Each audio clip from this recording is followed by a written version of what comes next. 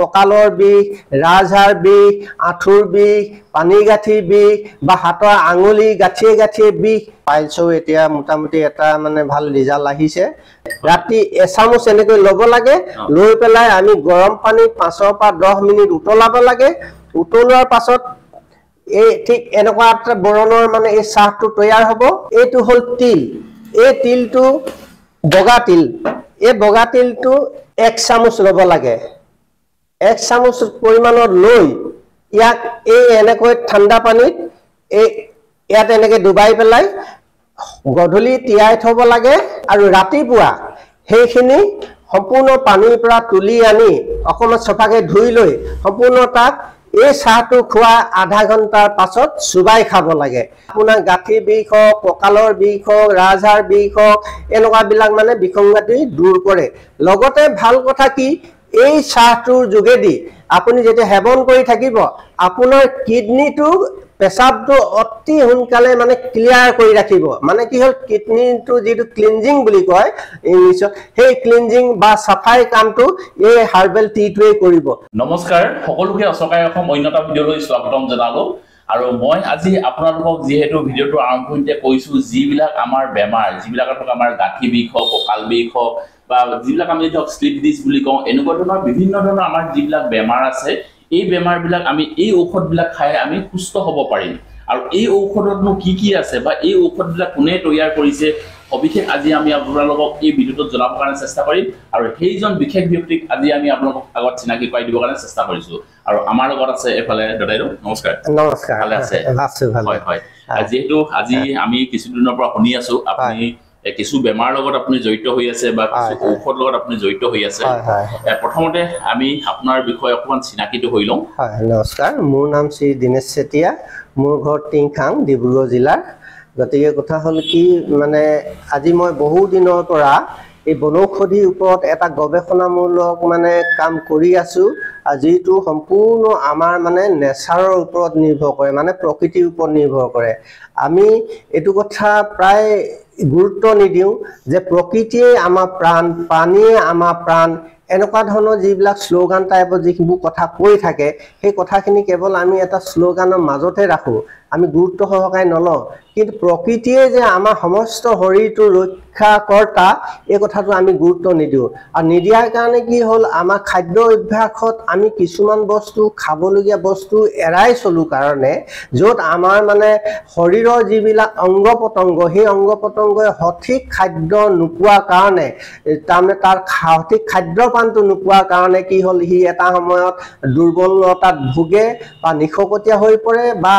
মানে অক্ষম হৈ পৰে। তেতিয়াই কি হ'ল, আমাৰ দেহত এটা বিসংগতি আহে, আৰু যিটো বিসংগতিৰ কাৰণে আমি বিভিন্ন বেমাৰত মানে ভুগিবলগীয়া হয়। তাৰে ভিতৰত এটা কথা হ'ল কি, আমি সাধাৰণতে শুনি পাওঁ যে কঁকালৰ বিষ, ৰাজহাড় বিষ, আঁঠুৰ বিষ, পানী গাঁঠি বিষ বা হাতৰ আঙুলি গাঁঠিয়ে গাঁঠিয়ে বিষ, এইবিলাকনো কিয় হয়? এই কথাটো আমি গুৰুত্ব নিদিয়াৰ বাবেই আমি সেইবিলাকত ভুগো, আৰু শেষত গৈ পেলাই যেতিয়া আমি ভুগো তেতিয়া আমি ডাক্তৰৰ কাষ চাপো। গতিকে ডাক্তৰ বিধান মতে তেওঁলোকে যি ট্ৰিটমেণ্ট কৰে, সেই ট্ৰিটমেণ্টত বহু ক্ষেত্ৰত ভাল পায়, বহু ক্ষেত্ৰত নেপায়। কিন্তু আচল কথাটো হ'ল যে সেই বেমাৰবিলাকনো হয় কিয়, সেই বেমাৰবিলাকতনো আমি ভুগো কিয়, এই কথাটো কোনেও গুৰুত্ব নিদিয়াৰ কাৰণে শেষত আমি ভুগিলে এটা চিকিৎসা পদ্ধতিলৈ যাবলগীয়া হয়। আচল কথা হ'ল কি, যেতিয়া আমি বিশেষকৈ মই আজি যিটো কথা ক'বলৈ গৈ আছো, সেইটো হ'ল যে আমাৰ কঁকালৰ বিষ, ৰাজহাড় বিষ, যিটো বহু ক্ষেত্ৰত স্লিপ ডিস্ক হিচাপে ভোগা যায়, পৰীক্ষা কৰিলে, ডাক্তৰী পৰীক্ষা কৰিলে সেইটো ধৰা পৰে, ডায়েগন'জ কৰিলে সেইবিলাক মানে আমি দেখিবলৈ পাওঁ ৰিপৰ্টত। গতিকে সেইখিনিৰ পৰা পৰিত্ৰাণ পাবৰ কাৰণে এটা সম্পূৰ্ণ মানে প্ৰাকৃতিকগতভাৱে এটা কম্বিনেশ্যন, মানে এটা সংযোগ ঘটা বিভিন্ন ধৰণৰ বনৌষধৰ সংমিশ্ৰণত এটা ঔষধ তৈয়াৰ কৰা হৈছে, যিটো ঔষধ বুলি কোৱা নহয়, এটা চাহ, যিটো হাৰ্বেল চাহ বুলি কোৱা হয়, হাৰ্বেল টি। এই হাৰ্বেল টিটো ব্যৱহাৰ কৰিয়ে উপৰঞ্চি আমি অতিৰিক্ত আৰু এটা বস্তু যিটো বগা তিল বুলি কোৱা হয়, সেই বগা তিলটো সংমিশ্ৰণত যিটো চাহ খোৱা যায়, এই চাহ খাই পিনি আমি সেনেকুৱা ধৰণৰ বহুত কঠিন ৰোগৰ পৰা পৰিত্ৰাণ পাব পাৰোঁ। এনেকুৱা বিধানেৰে মই আজি এটা তেনেকুৱা ধৰণৰ মানে হাৰ্বেল টি তৈয়াৰ কৰি উলিয়াইছোঁ, আৰু যিটো মানে অলৰেডি মানুহে ব্যৱহাৰ কৰি পেলাই বহুজনে উপকৃত হৈছে, ভাল পাই আছে, আৰু মোৰ পৰা সেই তেনেকুৱা ধৰণৰ ঔষধ মানে নি থাকে,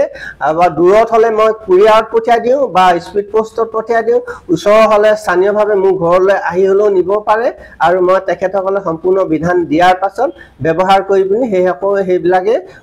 উপকৃত হৈ আহিছে। এতিয়া কথা হ'ল কি, সেই বস্তুটোনো কি, এতিয়া মই এইটোৱে এতিয়া হ'ল মোৰ হাৰ্বেল টি, যিটোক মানে এইটো চাওক, এইটো হ'ল এইখিনিতো আপোনাৰ বনৌষধি হয়, এইখিনি আপুনি কাটি বাছি মানে ধুনীয়াকৈ শুকুৱাই মেলি সম্পূৰ্ণ শুকুৱাইছো। যেনেকৈ আমি ধৰি লওক গ্ৰীণ টি বনাওঁ,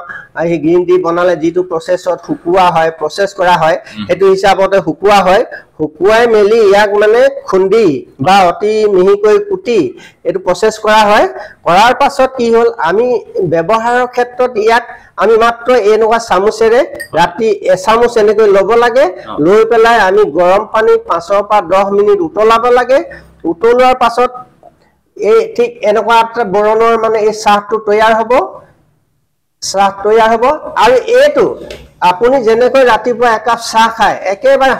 একেটা চাহৰ কাপতে আপুনি সিমান পৰিমাণৰ এইটো ব্যৱহাৰ কৰিব লাগে। তাৰ পাছতে কি হ'ল, এই চাহটো ৰাতিপুৱা একেবাৰে খালী পেটত ব্যৱহাৰ কৰিব লাগিব, য'ত আপুনি মুখত ব্ৰাছো কৰিব নোৱাৰিব, নকৰাকৈ ব্যৱহাৰ কৰিব লাগে। কি কাৰণে কৰিব লাগে, যে আমাৰ যিটো লালাৱতী গ্ৰন্থি আছে, এই লালাৱতী গ্ৰন্থিত যিকোনো বস্তু ৰাতিপুৱা শুই উঠাৰ পাছত যদি পায়, তেতিয়াহ'লে কি হ'ল, সেই গ্ৰন্থিৰ পৰা লেলাৱতীবিলাক ওলাই আহে, আৰু যিখিনি লেলাৱতী আমাৰ স্বাস্থ্যৰ কাৰণে, আমাৰ পাকস্থলীৰ কাৰণে অমৃতৰ দৰে কাম কৰে। সেইটো কাৰণে কি হ'ল, ৰাতিপুৱা খালী পেটতে এই চাহটো সেৱন কৰিব লাগে। সেৱন কৰাৰ লগে লগে মুখত পৰাৰ লগে লগে সেই লালতী গ্ৰন্থিৰ পৰা সেই লালতীখিনি ওলাই আহে, ওলাই আহি পিনি চাহৰ লগত মিহলি হৈ আমাৰ পেটলৈ যায়, য'ত আমাক সেইখিনি অমৃতৰ দৰে কাম কৰে। সি হজম শক্তিতেই বোলক বা বেক্টেৰিয়া ধ্বংসৰ ক্ষেত্ৰতেই হওক, সি আমাক সহায় কৰে। আৰু এই চাহটো ব্যৱহাৰ কৰা আধা ঘণ্টা পাছত এইটো হ'ল তিল। এই তিলটো বগা তিল, এই বগা তিলটো 1 চামুচ ল'ব লাগে। 1 চামুচ পৰিমাণত লৈ ইয়াক এই এনেকৈ ঠাণ্ডা পানীত ইয়াত এনেকৈ ডুবাই পেলাই গধূলি তিয়াই থব লাগে ঠাণ্ডা পানীত, আৰু ৰাতিপুৱা সেইখিনি সম্পূৰ্ণ পানীৰ পৰা তুলি আনি অকণমান চফাকৈ ধুই লৈ সম্পূৰ্ণ তাক এই চাহটো খোৱা আধা ঘণ্টাৰ পাছত চুবাই খাব লাগে। কাৰণ তিল হ'ল মানে কেলছিয়ামে ভৰপূৰ এটা শস্য, গতিকে ইয়াক মানে সেৱন কৰা চাহটো খোৱা আধা ঘণ্টাৰ পাছত খালে আমাৰ দেহত যিখিনি কেলছিয়ামৰ অভাৱ থাকে, সেই কেলছিয়ামখিনি প্ৰাকৃতিকভাৱে আমাৰ দেহত পূৰ্ণতা দিয়ে, বা আমাক মানে সেইখিনি পৰিপূৰ্ণ হিচাপত কাম কৰে। আৰু যিটো কাৰণে আমি আমাৰ দেহৰ যিখিনি কেলছিয়ামৰ অভাৱ থাকে, সেই কেলছিয়ামখিনি আমি প্ৰাকৃতিকভাৱে এই দ্ৰব্য ব্যৱহাৰ কৰিয়ে পাব পাৰোঁ। ঠিক এনেকুৱা ধৰণে যদি আপুনি ব্যৱহাৰ কৰে, এইটো কৰি থাকিলে ই লাহে লাহে আপোনাৰ গাঁঠিৰ বিষ হওক, কঁকালৰ বিষ হওক, ৰাজহাড় বিষ হওক, এনেকুৱাবিলাক মানে বিসংগতি দূৰ কৰে। লগতে ভাল কথা কি, এই চাহটোৰ যোগেদি আপুনি যেতিয়া সেৱন কৰি থাকিব, আপোনাৰ কিডনীটো পেচাবটো অতি সোনকালে মানে ক্লিয়াৰ কৰি ৰাখিব। মানে কি হ'ল, কিডনীটো যিটো ক্লিনজিং বুলি কয় ইংলিছত, সেই ক্লিনজিং বা চাফাই কামটো এই হাৰ্বেল টিটোৱে কৰিব, য'ত আপোনাৰ কিডনীটো সুৰক্ষিত কৰি ৰাখে। গতিকে কিডনীত যদি কিবা ধৰি লওক মানে ইউৰিয়া জাতীয় হওক বা সেনেকুৱা ক্ৰিয়েটিনাইন যদি কিবা লেয়াৰো বহিছে, তেতিয়াহ'লে সি মানে ক্লিয়াৰ কৰি পেলাই তাক মানে চাফা কৰি থব, য'ত কিডনীটো সুৰক্ষিত হৈ থাকে। গতিকে এইটো এটা কাম কৰে। দ্বিতীয়টা কথা হ'ল কি, আমাৰ যি যে দেহত যি যে কোলেষ্ট্ৰল জমা হয়, য'ত হাৰ্টত জমা হয়, আমাৰ মানে পেটত জমা হয়, বা মানে অন্যান্য ঠাইত যিবোৰ মানে ফেট জমা হয়, সেই ফেটটো লাহে লাহে গলোৱাৰ ক্ষেত্ৰত সহায় কৰে, আৰু হাৰ্টত থকা ফেটো মানে গলোৱাৰ ক্ষেত্ৰত মানে সি সহায় কৰে, যিটো কাৰণে আমাৰ হাৰ্টৰ গোটেই ফাংচনটো এটা নৰ্মেলাইজ হৈ থাকে বা নৰ্মেল হৈ থাকে, বা স্বাভাৱিকভাৱে আমি যিটো হাৰ্টৰ কাম হ'ব লাগে সেই কামটো হৈ থাকে। গতিকে এইখিনি ব্যৱহাৰ কৰিলে আপোনালোকে এই এনেকুৱা ধৰণৰ বেমাৰ যদি ভুগি আছে তেতিয়াহ'লে এই চাহ ব্যৱহাৰ কৰি পেলাই আপুনি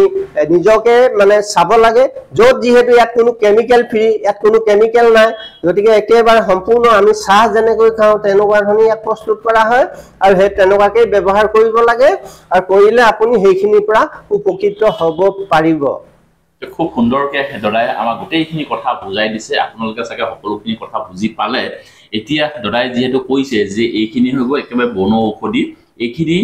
হাবি জংগলৰ পৰা যিবিলাক বন ঔষধি তেওঁ কালেকশ্যন কৰিলো কালেকশ্যন কৰি ধুনীয়াকৈ এইখিনি পিচি মেলি ধুনীয়াকৈ এইখিনি এনেকৈ এইদৰে শুকুৱাই এই ধৰণে পেকেটিং কৰি দিয়া হয় আৰু এই পেকেটৰ ভিতৰত এই ধৰণে এই হাৰ্বেল টি যিখিনি দদাই এতিয়া প্ৰস্তুত কৰি ৰাইজৰ কাৰণে তৈয়াৰ কৰি ৰাখিছে এই ধৰণে কৰা হয় আৰু যিখিনি ইয়াত এতিয়া এই বগা তিলখিনি দেখুৱা হ'ল এই বগা তিলখিনিও এই ধৰণে পেকেটিং কৰি হাজু কৰি ৰখা হৈছে এইবিলাক সকলোবিলাক অৰ্ডাৰ আছে চাগে নহয় হয় হয় অৰ্ডাৰ আছে হয় অৰ্ডাৰ আছে এতিয়া মই আজি নগাঁৱলৈ পঠাব লাগে ঠাইলৈ হয় এই ধৰণে দদাই যিসকল পেচেণ্টে বা যিসকল ব্যক্তিয়ে এই ধৰণৰ হাৰ্বেল টি বিচাৰে তেওঁলোকক এই ধৰণে হোম ডেলিভাৰী দিয়াৰ কাৰণে তেওঁ ৰেডি কৰি ৰাখে আৰু আপোনালোকেও যদি এই হাৰ্বেল টি যদি আপোনালোকে সেৱন কৰিব যদি বিচাৰিছে তেতিয়াহ'লে আপোনালোকে দদাইৰ নম্বৰটো মই স্ক্ৰীনত দি দিব পাৰিম নিশ্চয় পাৰিব স্ক্ৰীনত মই দদাইৰ নম্বৰটো দি দিছোঁ সেই নম্বৰকেইটাত আপোনালোকে ফোন কৰি পেলাই দদাইৰ লগত কথা পাতি পেলাই আপোনালোকৰ শৰীৰত যিবিলাক অসুবিধা হৈ আছে যিবিলাক আপোনালোকৰ বিষ আছে সেই বিষবিলাক আপোনালোকে সুস্থ কৰি তুলিব পাৰিব মাত্ৰ একাপ চাহৰ পৰা হয় ইয়াত বহুত বেছি একো কষ্ট কৰিব নালাগে আমি ৰাতিপুৱা যি কাপ চাহ খাওঁ এই চাহ কাপৰ সলনি আপুনি যদি এই হাৰ্বেল টি এই চাহ কাপ যদি খায় আপোনাৰ শৰীৰত থকা যি ধৰণে দদাই কৈছে যে আপোনাৰ শৰীৰত থকা যিকোনো আপোনাৰ বিষ হওক যেনেকৈ আমি ধৰক স্লিপ ডিছ বুলি কওঁ আমাৰ কঁকাল বিষ আঁঠু বিষ বা বয়স হ'লে ধৰক বহু বয়সৰ ব্যক্তিবিলাকৰ ধৰক কঁকাল বিষ হয় আঁঠু বিষ হয় যিবিলাক আমি কওঁ যে আমাৰ আঁঠুত বোলে গ্ৰীজ কমি গ'ল এইবিলাক ধৰণৰ এনেকুৱা ধৰণৰ আমাৰ গাঁৱলীয়া শব্দবিলাক আমি ব্যৱহাৰ কৰোঁ এনেকুৱা ধৰণৰ মুঠতে যিকোনো বয়সৰ বা যিকোনো ধৰণৰ এনেকুৱা বিষবিলাক হওক এই সমস্যাবিলাকৰ পৰা যদি আপুনি সমাধান যদি বিচাৰিছে তেতিয়াহ'লে আপোনালোকে ৰাতিপুৱা একাপ মাত্ৰ আপোনালোকে হাৰ্বেল টি যিখিনি বন ঔষধিৰ পৰা তৈয়াৰ কৰিছে এনেকুৱা একাপ খাব আৰু এইখিনি যদি আপোনালোকে যদি স্ক্ৰীনত দেখি থকা নম্বৰটোত যদি আপোনালোকে যোগাযোগ কৰি পেলাই দদাইৰ পৰা যদি আপোনালোকে এনেকুৱা বিচাৰে তেতিয়াহ'লে তেওঁলোকে এই ধৰণে পেকিং কৰি পেলাই পোষ্টৰ যোগেদি আপোনালোকৰ এড্ৰেছলৈ পঠাই দিব যিখিনি এতিয়া ধৰক দদাই এই দুটা পেকেট এতিয়া ৰেডি কৰি ৰাখিছে এইকেইটা এটা হৈ গ'ল নগাঁও এইটো নগাঁও দুইজন ব্যক্তি নগাঁৱৰে হয় আৰু তেওঁলোকে এতিয়া অৰ্ডাৰ দিছে আৰু তেওঁলোকৰ পোষ্ট কৰি এইখিনি পঠাই দিয়া হ'ব আৰু যদিহে কোনোবা ব্যক্তিয়ে যদি আমাৰ এই ভিডিঅ'টো চাই আছে যিসকলে আগতে এনেকুৱা হাৰ্বেল টি দদাইৰ পৰা অৰ্ডাৰ দি সেৱন কৰিছে আৰু যদিহে আপোনালোকে ৰিজাল্টবিলাক কেনেকুৱা পাইছে আপোনালোকে কমেণ্ট এটা কৰি জনাই দিব কাৰণ নাপাহৰিব আৰু খুব সুন্দৰ আৰু আমাৰ যিহেতু ধৰক আমি বিহুত তিল পিঠা খাওঁ আমি অকল সেই কলা তিলটো বেছিকৈ দেখা পাওঁ কিন্তু এয়া হৈ গ'ল বগা তিল আৰু এই বগা তিলটো যিহেতু আপোনালোকে সকলোৱে জানে যে কেলছিয়ামৰ খুব এটা ভাল কাম কৰে আমাৰ শৰীৰত যি ধৰণে দদাই কৰিছে যে আমি যদি ধৰক বেছি শকত হৈ যাওঁ আমাৰ শৰীৰত থকা ফেটছবিলাক কাটিবৰ কাৰণে এই বগা তিলো বহুতখিনি কাম কৰে বা এই হাৰ্বেল টিও বহুতখিনি কাম কৰে বা দদাই যি ধৰণে কৈছে যে আমাৰ শৰীৰত থকা পেটৰ বেমাৰবিলাক আপোনাৰ এইবিলাক কিডনিৰ লগত অন্যান্য বিভিন্ন ধৰণৰ জড়িত এই বেমাৰবিলাক আমাৰ এই এক কাপ চাহে মানে সুস্থ কৰি তুলিব পাৰে এইখিনি অকণমান আমাৰ ওচৰত যিখিনি তথ্য আছিলে দদাই যিহেতু ধৰক এনেকুৱা ধৰণৰ হাৰ্বেল টি ৰাইজক দি পেলাই বহু ব্যক্তিক তেওঁ সুস্থ কৰি তুলিছোঁ বুলি তেওঁ কৈছে আৰু এনেকুৱা ধৰণৰ যদি কোনোবা ব্যক্তিয়ে যদি আমাৰ এই ভিডিঅ'টো চাই আছে আপোনালোকে এটা কমেণ্ট কৰি দিবৰ কাৰণে নাপাহৰিব অন্যান্য বেমাৰৰ ক্ষেত্ৰতো মই এতিয়া মানে এটা গৱেষণামূলক কাম কৰি আছোঁ তাৰে ভিতৰত এতিয়া ধৰি লওক মানে পাইলছও এতিয়া মোটামুটি এটা মানে ভাল ৰিজাল্ট আহিছে গতিকে এইটো মই এটা পাইলছটো এতিয়া এৰি নিদিওঁ যিহেতু মানে সম্পূৰ্ণ টেষ্টিমনিয়েল ৰিপৰ্টখিনি মই সংগ্ৰহ কৰাৰ পাছতহে মই ৰাইজলৈ এইটো এৰি দিম এতিয়া মোৰ হেতু টেষ্টিমনিয়েল মুডতে আছে ইয়াৰ বাদেও আমি এটা মানে ক্যান্সাৰৰ ওপৰত এটা গৱেষণামূলক হেৰি কৰি আছো টেষ্টিমনিয়েল মুডত আছে আৰু হেতু সাকসেছ হলে হেতু আমি ৰাইজৰ মাজলৈ এৰি দিম হয় হয় দদাই যেহেতু কৈছে যে আৰু কেবাটাও বেমাৰৰ ওপৰত তেওঁ যেহেতু গৱেষণা কৰি আছে এইখিনি এতিয়ালৈকে সম্পূৰ্ণ হোৱা নাই কাৰণে সেইখিনি ঔষধৰ বিষয়ে আজি আমি আপোনালোকক এই ভিডিঅ'টোত নকওঁ পাছে পৰে আমি আপোনালোকক আকৌ কেতিয়াবা ভিডিঅ'টো প্ৰস্তুত কৰি ক্যান্সাৰ ওপৰত হওক বা পাইলছৰ ওপৰত আমি সেইবিলাক ভিডিঅ' প্ৰস্তুত কৰি আপোনালোকৰ আগত দাঙি ধৰিম আজি যেহেতু এই হাৰ্বেল টি যিবিলাক বিশেষকৈ আমাৰ বিষৰ যিবিলাক সমস্যা এই সমস্যাবিলাক সমাধান হ'বৰ কাৰণে যিখিনি দদাই সাকসেছ হৈছে অলৰেডি মানুহে বহুতে খাইছে তেওঁলোকে পজিটিভ ৰিজাল্ট পাইছে তাৰ পিছত আজি আমি আপোনালোকক এইখিনি ৰিভিউটো দিবৰ কাৰণে আজি আমি আপোনালোকক এই ভিডিঅ'টোৰ যোগে চেষ্টা কৰিলোঁ আৰু সবিশেষ জানিবৰ কাৰণে আপোনালোকে স্ক্ৰীনত দেখা নম্বৰটো দদাইৰ লগত আপোনালোকে নিজেই কথা পাতি লওক